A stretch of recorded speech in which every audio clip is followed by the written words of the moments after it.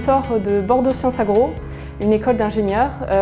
C'était une formation sur 3 ans à la suite d'un cursus assez général, un bac scientifique et une classe préparatoire.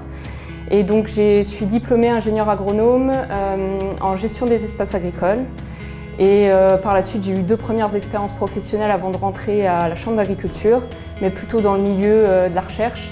Une première à l'IRSTEA de Cestas à la suite de mon mémoire de fin d'études pendant 4 mois et une seconde d'1 an et demi à l'INRA de Thiverval-Grignon, l'UMR Économie publique. Donc j'ai une partie terrain au cours de laquelle je vais principalement rencontrer des agriculteurs, discuter avec eux de leurs pratiques et voir un peu les évolutions possibles, donc les accompagner dans leur changement de pratique.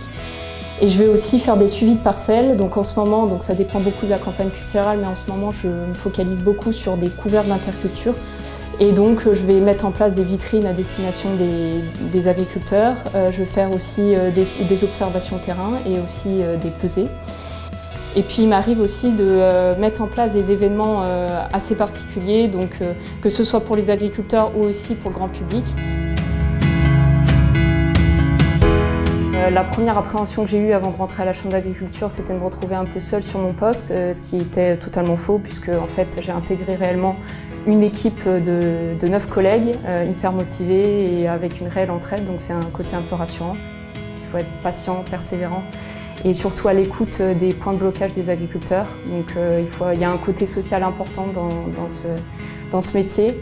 Et donc c'est quelque chose qu'on n'a pas forcément appris en sortie d'école et donc si j'ai un conseil, c'est vraiment d'aller voir les agriculteurs, d'échanger avec les collègues, de prospecter sur le terrain pour monter rapidement en compétences.